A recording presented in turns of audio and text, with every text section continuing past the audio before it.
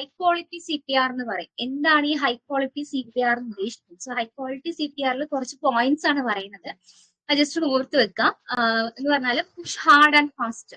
Compression ചെയ്യില്ലേ, അത് push hard and fast ആയിരിക്കാം. Then allowing full recoil of chest.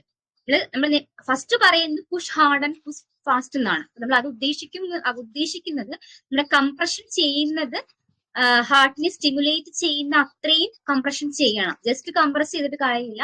നമ്മൾ കംപ്രഷൻ കൊടുക്കുന്നത് പുറത്തുനിന്ന് ഒരു സ്റ്റിമുലേഷൻ കൊടുക്കുവാണ് ഹാർട്ടിനെ ഒന്ന് പമ്പ് ചെയ്യിപ്പിക്കാൻ വേണ്ടി. സോ അത് നല്ലതുപോലെ ആയിട്ട് എഫക്റ്റീവ് ആയിട്ട്, പക്ഷെ അത് എഫക്റ്റീവ് ആവുന്നതനുസരിച്ച് നമ്മൾ എന്താ പറയാ, കണ്ടിന്യൂസ് ആയിട്ട് കംപ്രഷൻ കൊടുക്കാൻ പാടില്ല. കാരണം ചെസ്റ്റ് റീകോയിലിനുള്ള ടൈമും കൊടുക്കുക. സോ ഫുൾ റീകോയിൽ, കംപ്രഷൻ ഇടയ്ക്ക് ചെസ്റ്റ് ഫുൾ റീകോയിൽ അലൗ ചെയ്യണം.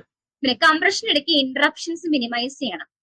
അതിന്റെ ഉദ്ദേശം എന്ന് പറഞ്ഞാല് 2 റെസ്ക്യൂർ ആവുന്നുണ്ടെങ്കിൽ അവർ ആക്ഷൻ മാറുമല്ലോ, ആക്ഷൻ മാറുന്നതിനിടയ്ക്ക് ഇന്ററപ്ഷൻ വരാൻ പാടില്ല. സോ സ്പേസ് ഫ്രീ ആവണം. സ്പേസ് ഫ്രീ ആയിട്ട് പേഷ്യന്റിന്റെ ഇടയ്ക്ക് അവർക്ക് 2 പേർക്കും അങ്ങോട്ടും ഇങ്ങോട്ടും പൊസിഷൻ ചേഞ്ച് ചെയ്യുമ്പോൾ ഇടയ്ക്ക് ഇന്ററപ്ഷൻ ഒന്നും വരാൻ പാടില്ല. സോ ഇംപ്രഷൻ ടൈം മിനിമൈസ് ചെയ്ത് വെക്കണം. പിന്നെ നമ്മൾ പറഞ്ഞു, നമ്മൾ കംപ്രഷൻ അല്ലെങ്കിൽ റെസ്ക്യൂ ബ്രെത്ത് കൊടുക്കുമ്പോൾ എവറി 2 മിനിറ്റ്സ് നമ്മൾ എന്ത് ചെയ്യുന്നുണ്ട്,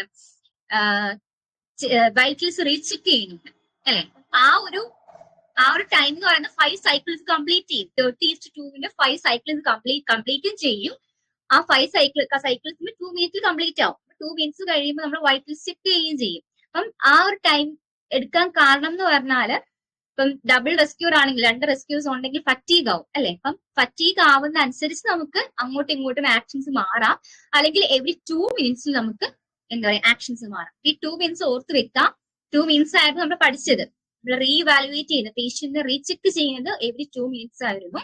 അപ്പൊ എവറി 2 മിനിറ്റ്സ് നമുക്ക് എന്ത് ചെയ്യാം, ചേഞ്ച് ചെയ്യാം. 2 റെസ്ക്യൂസ് ആണെങ്കിൽ അവരുടെ ആക്ഷൻസ് ചേഞ്ച് ചെയ്യാം, അല്ലെങ്കിൽ ഫറ്റീഗ് ആകുന്ന അനുസരിച്ച് ചേഞ്ച് ചെയ്യാം. ഓക്കെ, ഇതിന് 15:2 ഡബിൾ റെസ്ക്യൂർ ആണെങ്കിൽ 15:2 ആണ് കംപ്രഷൻ റേഷ്യോ എന്ന് പറയുന്നത്. ഇനി നമ്മളിപ്പോ എന്താ പറയുക, അഡ്വാൻസ്ഡ് എയർവേ ഉണ്ടെന്നുണ്ടെങ്കിൽ, നമ്മൾ മൗത്ത് ടു മൗത്ത് ബ്രീത്തിങ് അല്ല, അഡ്വാൻസ്ഡ് ആയിട്ട് നമ്മൾ എയർവേ കൊടുക്കുന്നുണ്ടെങ്കിൽ എന്ത് ചെയ്യണം, provide continuous compression and give a breath of 2 to 3 seconds. ഇത് ഓൾറെഡി പറഞ്ഞ കാര്യമാണ്. പിന്നെ എക്സസീവ് വെന്റിലേഷൻ ആവാൻ പാടില്ല, ഇതിന് എക്സസീവ് വെന്റിലേഷൻ ആവാൻ പാടില്ല. ഓക്കെ, പിന്നെ ഈ CPR കൊടുക്കുന്ന ആള് സ്കിൽഡ് ആവണം.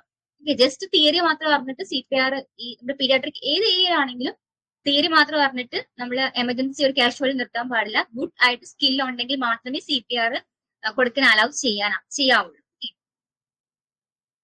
പിന്നെ ഇതെന്ന് പറഞ്ഞാല് എന്താ പറയാ, നമ്മൾ നോക്കുമല്ലോ, നമ്മളിപ്പോ ഫെയിന്റിങ് ആണെങ്കിൽ അല്ലെങ്കിൽ ഒരു കണ്ടീഷൻ വന്നു കഴിഞ്ഞാൽ CPR സ്റ്റാർട്ട് ചെയ്യണോ വേണ്ടയോ എന്നാ നോക്കുന്നത്. നമ്മൾ ബ്രീത്തിങ്ങും നമ്മുടെ പൾസും അല്ലെങ്കിൽ ഹാർട്ട് റേറ്റ് നോക്കിയിട്ടാണ് കംപ്രഷനും റെസ്ക്യൂ ബ്രെത്തും സ്റ്റാർട്ട് ചെയ്യുന്നത്. So as soon as possible നമ്മൾ എന്ത് ചെയ്യണം, സ്റ്റാർട്ട് ചെയ്യണം. സോ മെയിൻലി പറയുന്നത് 3 to 4 മിനിറ്റ്സ് നമ്മൾ ചെക്ക് ചെയ്തിട്ട് 3 to 4 മിനിറ്റ്സിനുള്ളിൽ എന്ത് ചെയ്യണം, CPR സ്റ്റാർട്ട് ചെയ്യണം. എന്ന് വെച്ചാൽ പെർമനന്റ് ബ്രെയിൻ ഡാമേജ്, നമുക്കറിയാം നമ്മുടെ ബ്രെയിനിലേക്ക് സർക്കുലേഷൻ സ്റ്റോപ്പ് ആവുമ്പോൾ അല്ലെങ്കിൽ കുറയുമ്പോൾ 3 മിനിറ്റ് ആണ് മാക്സിമം ടൈം. അതിനുശേഷം ആയിക്കഴിഞ്ഞാൽ പെർമനന്റ് ബ്രെയിൻ ഡാമേജ് ഉണ്ടാവും. സോ അതിന് മുന്നേ 3 to 4 മിനിറ്റ്സ് മുന്നേ നമ്മൾ ആളെ അസസ് ചെയ്ത് CPR സ്റ്റാർട്ട് ചെയ്തിരിക്കണം. റീസൺ എന്ന് പറഞ്ഞാൽ പെർമനന്റ് ബ്രെയിൻ ഡാമേജ് പ്രിവെന്റ് ചെയ്യാൻ വേണ്ടിയിട്ടാണ്. ഓക്കെ, വേറൊരു കാര്യം ആലോചിക്കേണ്ടത്, ഈ ഇൻക്യൂറബിൾ ഡിസീസ്, പിന്നെ last stage of disease conditions ആണെന്നുണ്ടെന്നൊക്കെ നമ്മൾ CPR കൊടുത്തിട്ട് കാര്യമില്ല. ഓക്കെ, അത് ഇൻക്യൂറബിൾ ഡിസീസ് ആണ്, last stage of disease condition ആണ്. പിന്നെ എന്താ പറയാ, ഹാർട്ട് ബീറ്റ് ആബ്സെന്റ് ആയിട്ട് മോർ ദാൻ 6 മിനിറ്റ്സ് ആയി. അപ്പൊ അങ്ങനെ ആ ഒരു ഏരിയയിലൊക്കെ സിറ്റുവേഷൻസിലൊക്കെ CPR ടെക്നിക്ക് യൂസ് ചെയ്തിട്ട് നമുക്ക് എന്താ ഇഫക്റ്റീവ് ആയിട്ടുള്ള റിസൾട്ട് കിട്ടത്തില്ല.